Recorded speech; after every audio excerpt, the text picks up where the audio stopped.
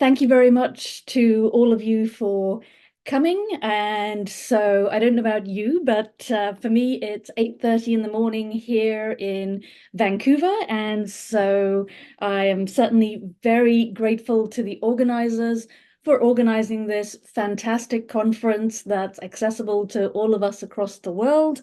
I also want to thank them for inviting me to speak. And I also want to thank you folks for coming and sharing the next 45 minutes or so with me while I tell you about the 3+1 free conjecture of chromatic symmetric functions. And if you're wondering why I keep looking over there every so often, that's because you folks are all there, and that's where I can also see like any comments. Okay, so without further ado, if you understand all of these words, then that's great. It's going to be a lovely, relaxing time for you as we head towards the end of the conference. And if not, I'm going to define all of these terms, so it'll still be a lovely, relaxing way to head towards the end of the conference. So at this point, we're all probably a little tired, so we're going to start very gently this morning for me, or wherever it is for you folks, with the chromatic polynomial. So we're going to go back to 1912, and we're going to take our favorite graph G, and what we're going to do is we're going to color the vertices. And we say that our coloring is a proper coloring if you've got two vertices that are joined by an edge. Well, those have got to be different colors. And so, for example, this graph on the right here is a proper coloring because you've got two vertices joined by an edge and they're different colors. However, this one is not a proper coloring because you've got two vertices joined by an edge and they're the same color. And so with this in mind, we can develop the chromatic polynomial, which is going to be the number of proper colorings of your graph with a certain number of colors. Let's call that K. And so if we take this graph right here, then if I start coloring it, then, well, when I start coloring vertex A, I've got K choices. Then when I move on to B, I've only got K minus 1. And then when I move on to C, I've only got K minus 2 colors left to color with. So my chromatic polynomial is going to be K times K minus 1 times K minus 2.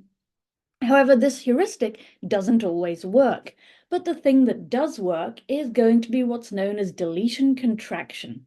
And so what we're going to do is we're going to take our graph G, and so if we're going to delete an edge, all we do is we just remove that edge to get G delete E. So if this is my graph right here, and I want to choose this edge right here, I can just remove it to get G delete E. And similarly, I can contract an edge. So what you're going to do is you're going to take an edge and we're going to shrink, shrink, shrink, shrink it, and then identify the vertices to get G contract E. So again, if I start off with this graph right here, I pick this edge right here, shrink it, shrink it, shrink it, shrink it, then eventually we've got that this vertex and this vertex are going to be identified, giving us this graph right here, which is going to be G contract E.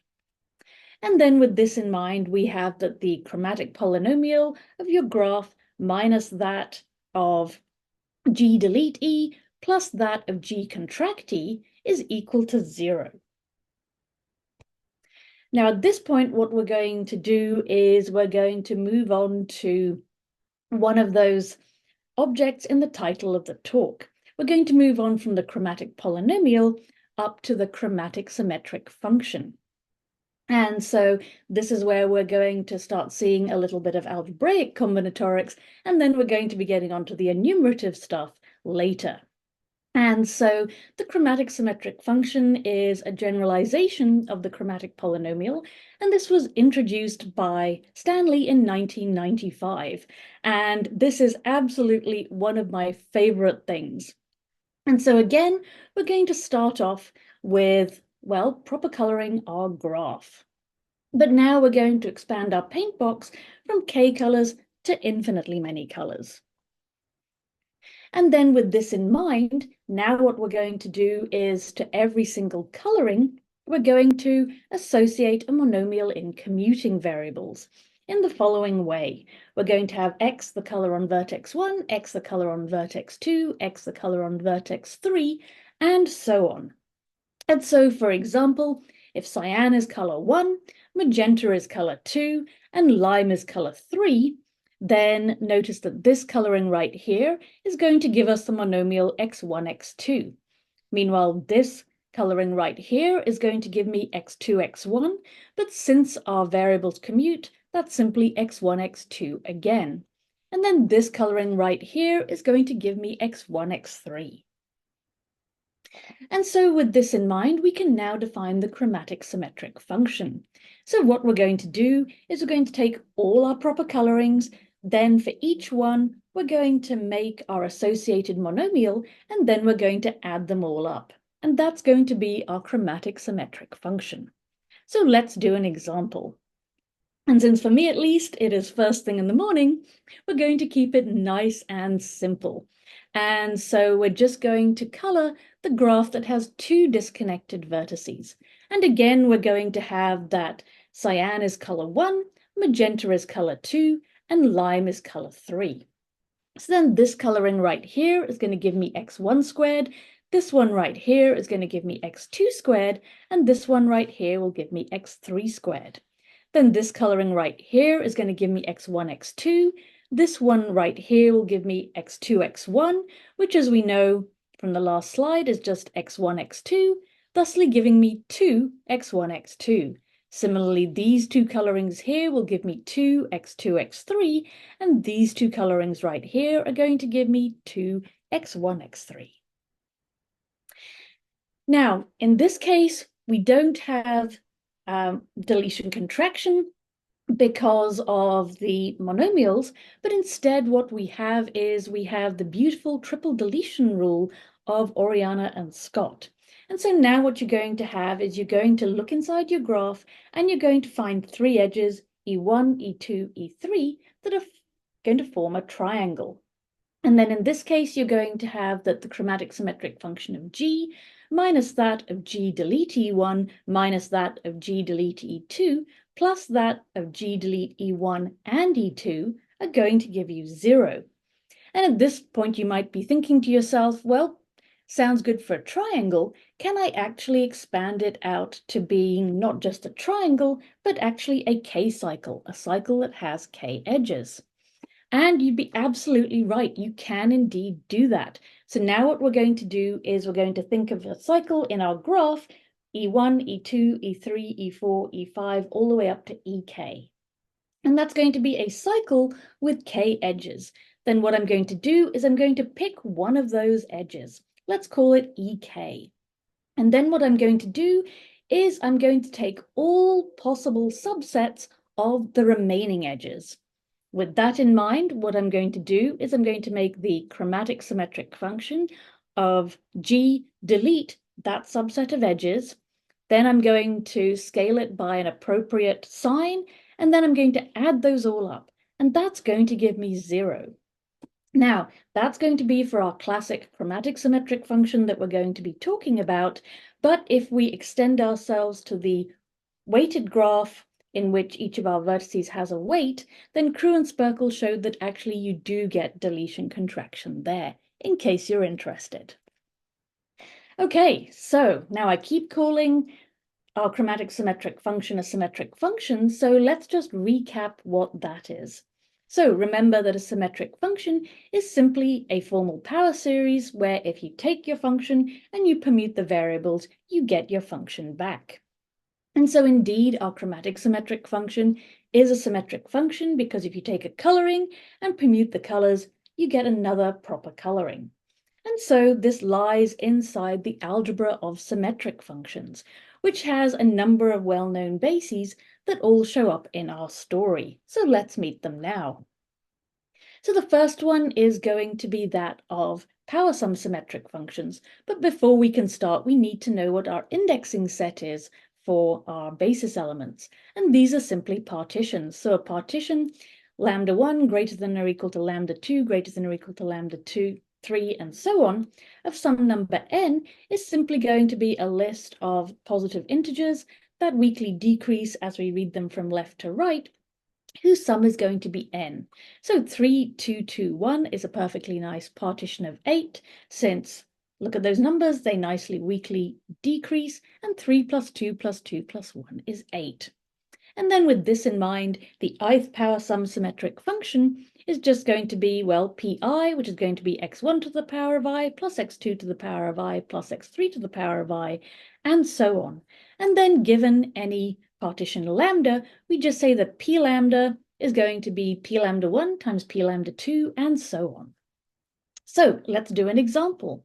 So say I wanted to make p2 1.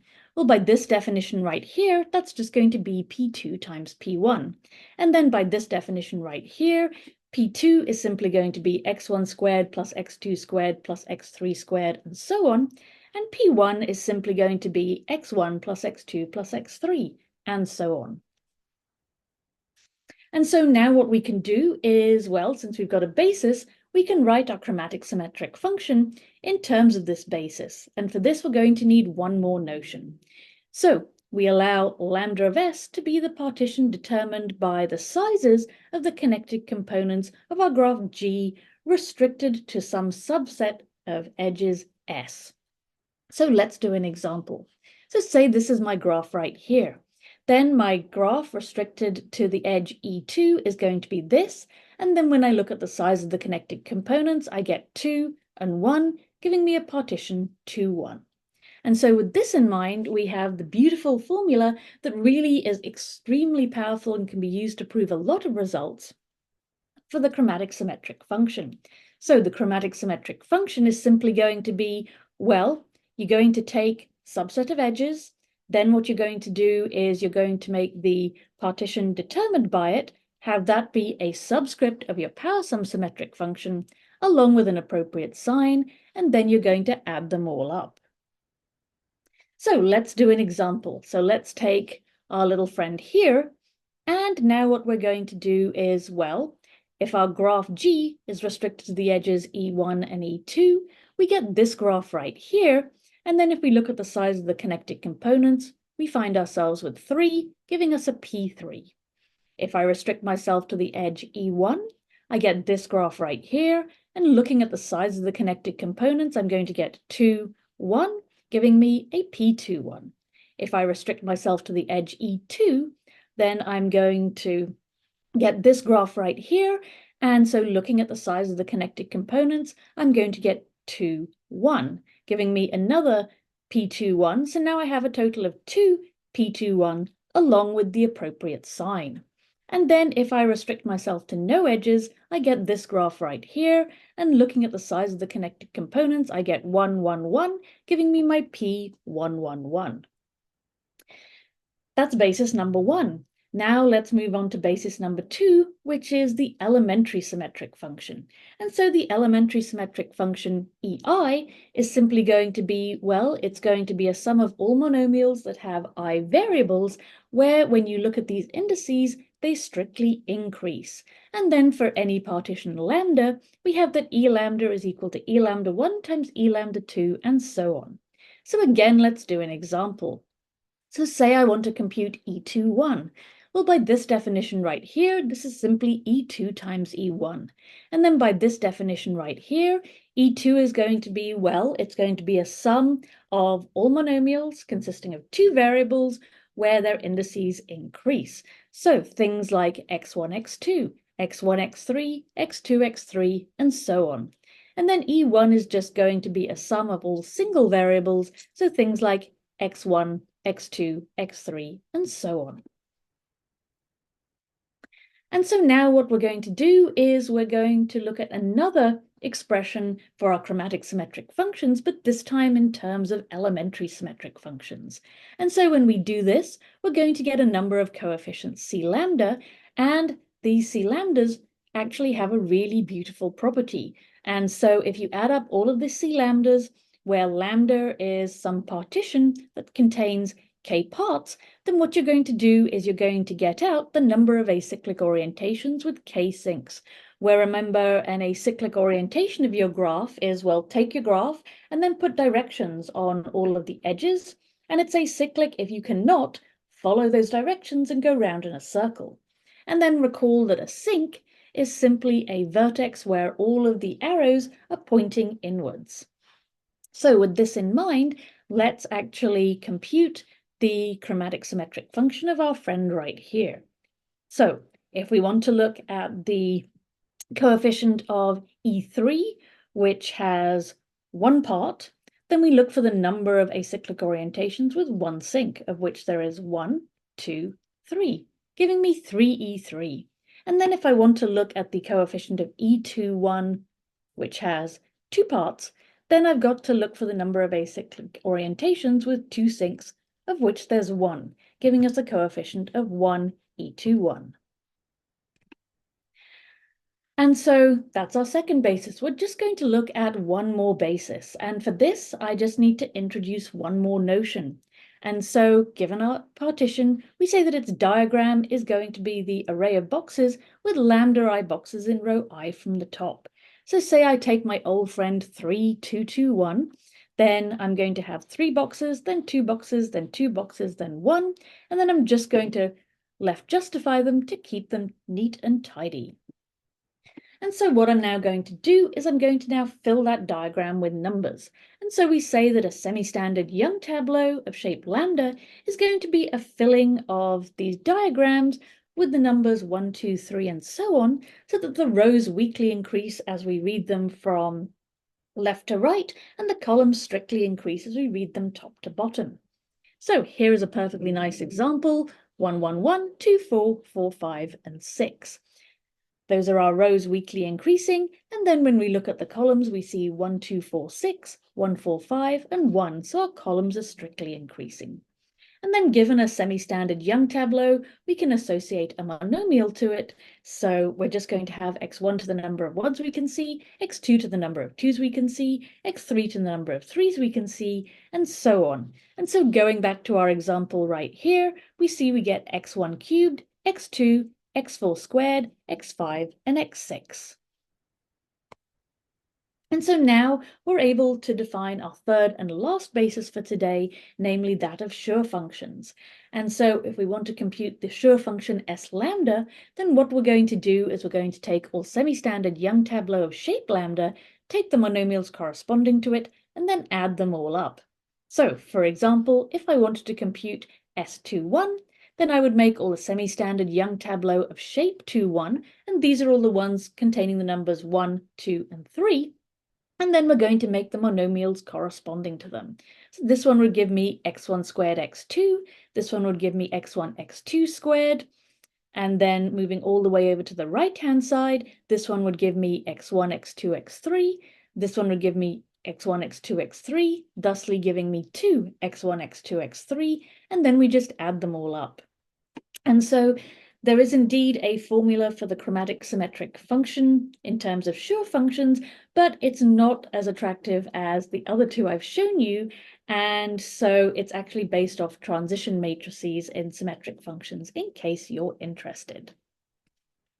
And so now what we're going to do is we're going to look at some crucial concepts that are going to be showing up later, that of E-positivity and Schur positivity. So we say that a graph is E-positive if its chromatic symmetric function is a positive linear combination of elementary symmetric functions, and is Schur positive if its chromatic symmetric function is a positive linear combination of Schur functions. And so our running example we've seen is both E-positive and Schur positive. However, this graph right here that is going to be showing up later, it is not E-positive and it is not Schur positive because of those negative coefficients right there. And in fact, it is the smallest graph that is not E-positive and the smallest graph that is not Schur positive. Now, E-positivity and Schur positivity are closely related because if we look at the formula, that takes an elementary symmetric function and expresses it as a sum of Schur functions, we get the following beautiful formula where you have these beautiful coefficients. And what are they? Well, they are simply Well, the number of semi-standard Young tableau of shape mu filled with lambda 1 1s, lambda 2 2s, and so on. And then it's going to be the coefficient in front of the Schur function S mu transpose, where what's this mu transpose? Well, it's simply you take your favorite partition, and then you're going to grab it along the main diagonal, and then you're going to flip it. So that's how you make your transpose. Grab your shape and flip it. And so with this in mind, let's do a quick example. So say I wanted to compute E21. Then the first thing I'm going to do is I'm going to make all the semi-standard Young tableau filled with 2 1s and 1 2. And here they are right here. And then if I take this shape and along its main diagonal flip it, I get the same thing, giving me an S21. And then if I take this shape and flip it along the main diagonal, that row goes to a column, giving me S111. And so note in particular that since all of these numbers, since we're enumerating something, are greater than or equal to 0, we've got that E positivity implies Schur positivity. So why do we care about these things? Well, if a function is E positive, then it's related to permutation representations. And we have that E positivity implies Schur positivity. And if something is Schur positive, then it arises as the Frobenius image of some representation of a symmetric group, or as a character of a polynomial representation of a general linear group. And so these are all great reasons, but the reason we're going to care about today is the 3+1 free Stanley-Stembridge conjecture, and we're going to come to that next. And so what Stanley and Stembridge conjectured back in 1993, although not quite in this language, they conjectured that if G is an incomparability graph of a 3+1 free poset, then its chromatic symmetric function is E positive. Now, while this massive conjecture is still open, with only a few special cases known, in 1996, Gashov was able to prove the weaker result for Schur functions. So he was able to show that if G is an incomparability graph of a 3+1 free poset, then its chromatic symmetric function is Schur positive. And so what we're going to do is, for the rest of the talk, we're not going to actually work with this version of the conjecture, but rather one that was a reformulation that is due to Matthew Guy-Paquet. And so that's what we're going to actually delve into next, is our reformulation. And so Guy-Paquet showed that it was enough to prove the conjecture for unit interval graphs. And if you're wondering what one of those is, well, it's simply take a number of your favorite complete graphs, where remember, the complete graph is simply where every single pair of vertices are adjacent. Then what you're going to do is you're going to take a collection of them, line them up in a row, and then smush them together. So that's a technical term, by the way. So if we look at this example right here, then notice that I've got a K3 that's been smushed together with a K5 at this vertex right here, which has been smushed together with a K4 along this edge right here. And then with this in mind, the 3+1 free Stanley-Stembridge conjecture can be reformulated as follows. If G is a connected intersection of complete graphs, then G is E positive. Now, as I said, this conjecture is still very open, but some families are known. And so in 1993, Stanley and Stembridge showed that it was the case for two complete graphs intersecting. Then in his original paper on the chromatic symmetric function, Stanley also showed that the conjecture was true for complete graphs K2 intersecting at vertices. So you get a nice line of vertices, which many of us know as the path graph. Then in 2001, Gebhard and Sagan showed that it was true for complete graphs intersecting only at vertices. So here's a K4 intersecting with a K5 at a vertex, intersecting with a K3 at a vertex. And then recently in 2018, Dahlberg showed that it was true for complete graphs K3, so that's the triangle, intersecting only at edges in this way.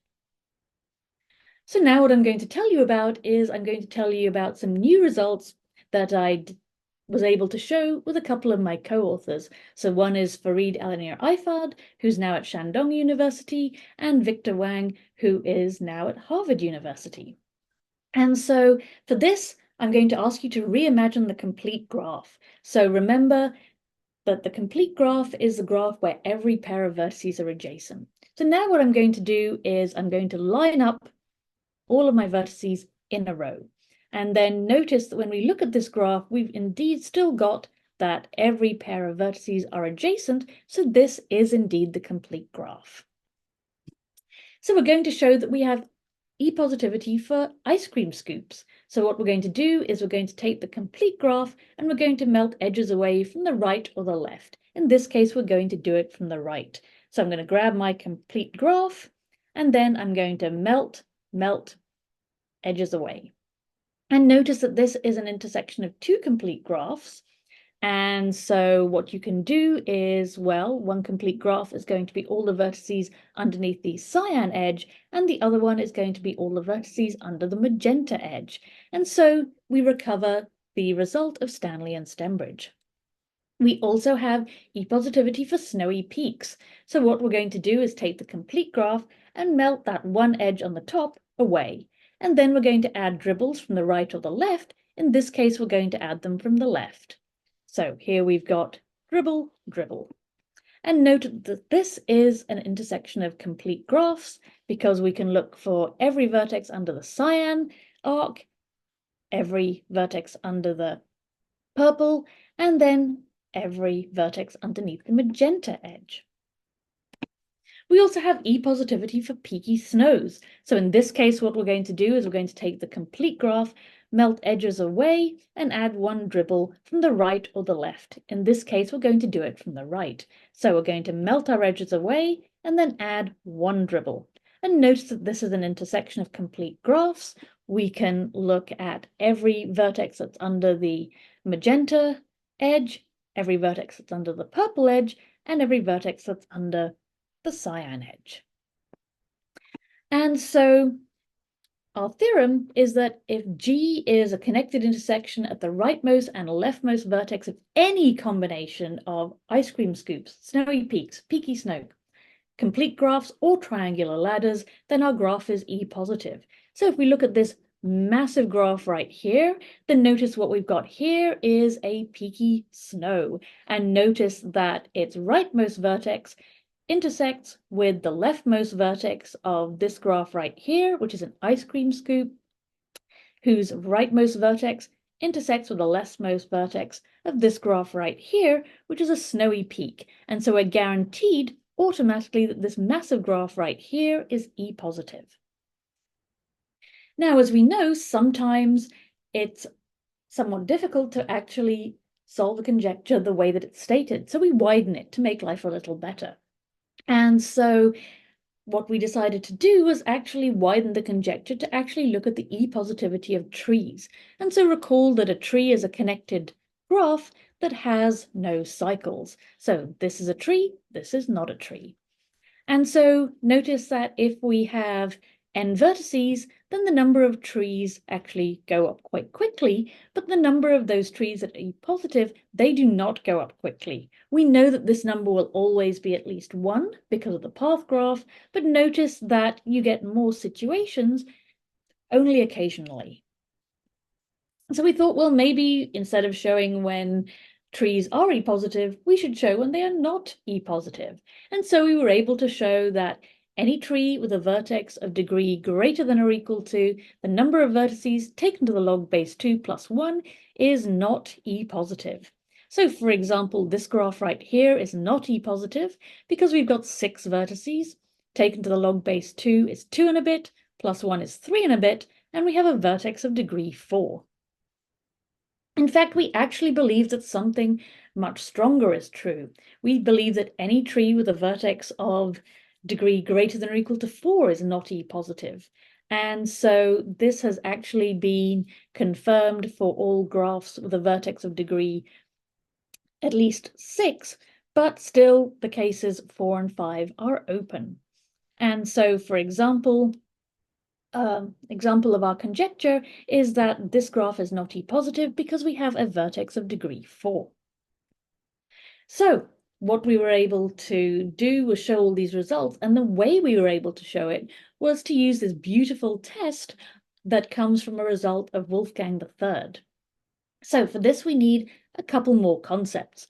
So we say that a graph has a connected partition of type lambda if, well, we can find disjoint subsets of the vertices such that the union of our subsets give us all the vertices, and then if we restrict the edges to each subset, then that's going to give us the parts of lambda. So let's have a look at an example. So let's take this graph right here. So notice that it's got a connected partition of type 4 because, well, we can put all of our vertices into one subset. It's got a connected partition of type 3-1 because we can put these three vertices into one subset and this one into another. It's got a connected partition of type 2-1-1 because we can put these two vertices into one subset, this into another, and this into another. And it's got a connected partition of type 1-1-1-1. We just put each vertex into its own subset.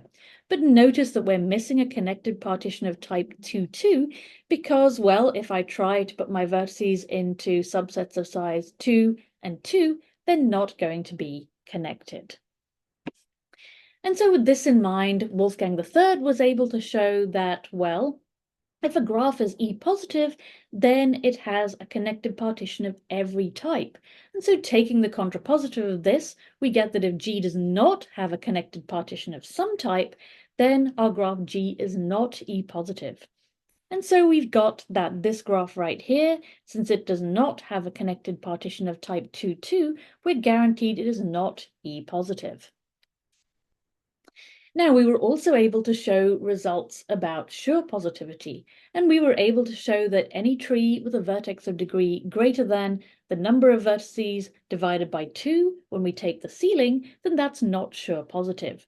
And so this graph right here is not Schur positive because we've got 6 vertices, over 2 is 3, and we have a vertex of degree 4. Okay, so maybe we widen the conjecture too much. So let's shrink it down a bit. And in fact, the second widening we're going to look at was actually one that was proposed by Richard Stanley in his original paper. And so Stanley said that we don't know of a graph which is not contractible to K13, that's our friend here, even regarding multiple edges of a contraction of a single edge, which is not E-positive. So although Stanley didn't in 1995, if you give it a few decades, well, it turns out that we do. And so who are we? Well, that is Angel Foley, Samantha Dalberg, and myself. And when we discovered the solution to this problem, we were absolutely thrilled. And then we were even more thrilled when actually other people were excited too. And in 2023, we won the David P. Robbins Prize from the Mathematical Association of America for the quality of our research, clarity of exposition, and accessibility to undergraduates. And so, as I said, this was a big deal to us and many other people because, well, since the first prize was awarded in 1995, we were actually the first Canadians to win the prize. We were also the first women to win the prize. And also, if you look at the research, it shows that women rarely win prizes named after men. So this was an extra special achievement. So what did we do? Well, let's unpack the statements. The first thing we're going to need is the claw, otherwise known as K13, which is this graph right here. And then we need to know how to contract to the claw. And so we say a graph contracts to the claw if we shrink the edges and identify the vertices. And then when you do this multiple times, you eventually land up at the claw. So if we take this graph right here, shrink this edge, and identify those two edges, you do indeed get the claw. And so Stanley's statement said, we don't know a graph which is not contractible to K13, which is not E-positive.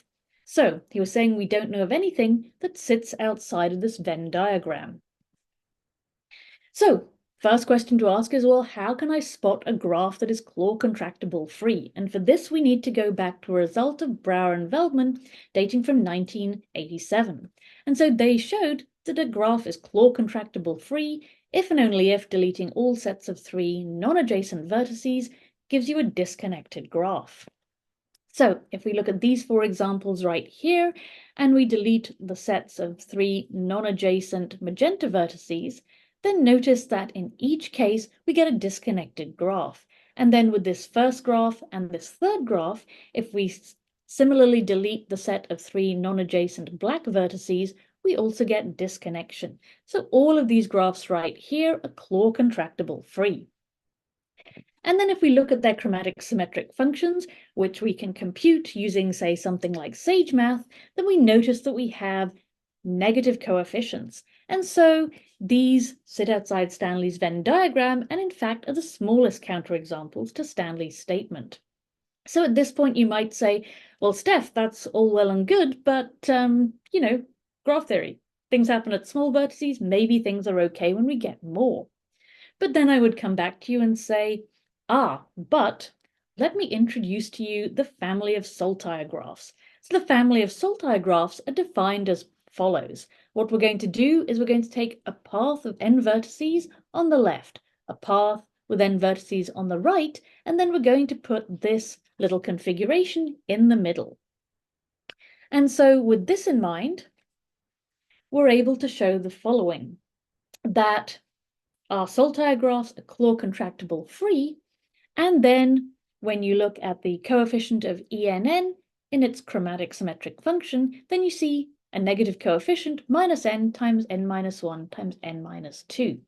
And notice that it's not hard to confirm that our graph is claw contractible free, because notice that if we delete any 3 non-adjacent independent vertices, you indeed get disconnection. Now, at this point, you might say, but Steph, hold on a second. Let's look at these saltire graphs and notice that the number of vertices we have is n plus n, which is 2n. So that's an even number of vertices. Maybe things are okay for an odd number of vertices. But then I'd come back to you and say, but no. I'm going to give you now the augmented saltire graphs. And so in this case, what we're going to have is we're going to have a path with n vertices on the left, and a path with n or n plus 1 vertices on the right, and then we're going to have this configuration in the middle, which has been augmented by this extra edge right here. And so in this case, again, similarly to the saltire graphs, our graphs are claw contractible free, and then if we look at the coefficient of ENN or En plus 1n as appropriate in our chromatic symmetric function, then we see a negative coefficient, and so we're actually able to enumerate it precisely to be minus n times n minus 1 times n minus 2. But what you might then say is, but you know, the claw seems to be like a pretty special graph. It's the smallest one that is not E-positive. So, you know, maybe if your graph contains the claw, how about that? So for that, we need to then think about claw-free graphs. So a claw-free graph is simply a graph that does not contain the claw as an induced subgraph of our original graph. So if we look at these two examples right here, one of them is our saltire graph and one of them is not our saltire graph, then notice that indeed our saltire graph is not claw-free because here is a claw right there as a subgraph. But with this one, well, it feels like it is claw-free because, well, if I try and make a claw, then notice that I end up with this triangle. So it's not a claw. But you have to admit that that is not very rigorous. So in order to make our investigation more rigorous, we're going to go back to a result of Beinecker from 1970. And so we was able to show that a graph is claw-free if there exists a partitioning of the edges where each partitioning gives us a complete graph and every vertex is in at most 2 of those partitions. So let's have a look at this graph right here. So now let's partition our edges into the top triangle and the bottom triangle, and then everything else will be a single edge. Then notice that indeed every single partition is actually a complete graph, and every vertex is in at most 2. So this is claw-free. And it's actually going to inspire our next family of graphs. So the triangular tower graph is going to be, well, you're going to have a path with n vertices on the left, a path with n vertices in the middle, and a path with n vertices on the right, and then you're going to connect them up with a triangle at the top and a triangle at the bottom. And so if you want to see a 3-dimensional version, here's one right here. So we've got a path on the left, a path in the middle, a path on the right, a triangle at the top, and a triangle at the bottom. And so with this in mind, we're able to show that these triangular towers are claw contractible free, because if you delete any 3 independent vertices, you get disconnection. As we just discussed, it's also claw free.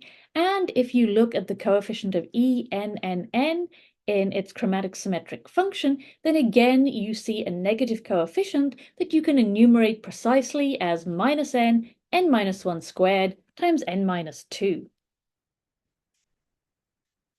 But we believe that these are not the only families. So we believe that another family that you can have is going to be, well, take one of those original smallest counterexamples. So K33. So that was the hexagon with the crossbars.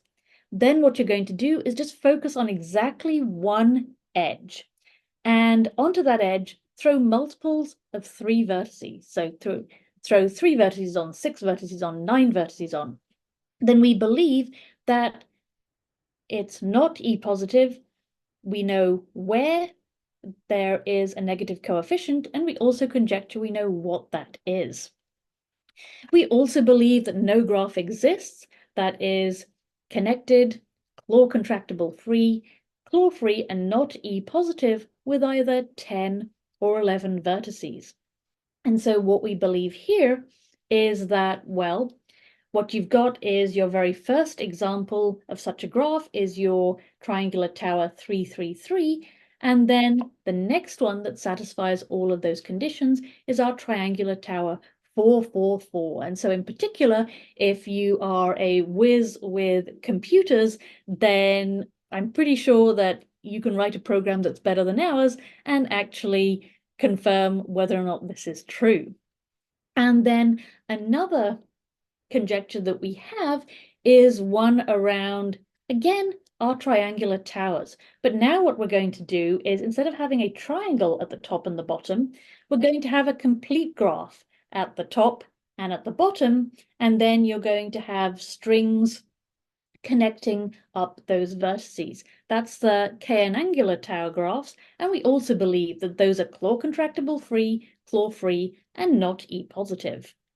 Now, at this point in time, you might think, okay, so looks like there are loads of these families that are not E positive. Not true. So the reason that this problem was open for so long was, one, definitely computing power, and two, that these graphs that I find and show to you that are claw contractible free and not E positive are actually incredibly scarce. So for example, if you look at all of the graphs on 6 vertices, then recall from earlier on in the talk that only 4 out of the 112 connected graphs are claw contractible free and not E positive. And then as we move to graphs on 7 vertices, this becomes 7 out of 853. And then if we move to 8 vertices, it's only 27 out of over 11,000 connected graphs are claw contractible free and not E positive. And even when you do find these examples of graphs that are claw contractible free and not E positive, those negative coefficients are unbelievably rare. And so, for example, of the 293 terms in our triangular tower 777, the only negative occurs where we say it will do in our theorem. If you look at the 564 terms in the triangular tower 888, the only negatives are where we say they're going to be, according to our theorem, and one other place. And then of over the 1,000 terms in the triangular tower 999, the only negatives are where we said they were going to be in our theorem and one other place.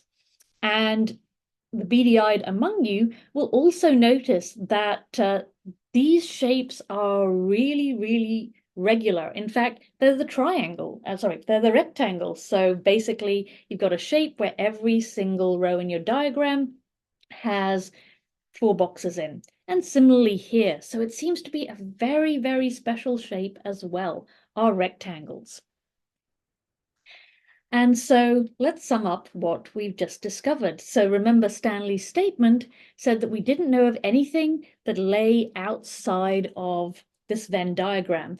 But what I've been able to show you is that, well, there are infinite families, both containing the claw and not containing the claw as a subgraph. And so while the Stanley-Stembridge 3+1 free conjecture is still open, still really strong, it does indeed seem that in general, E-positivity has nothing to do with the claw. And so with that, no further ado, but to say thank you very much for listening.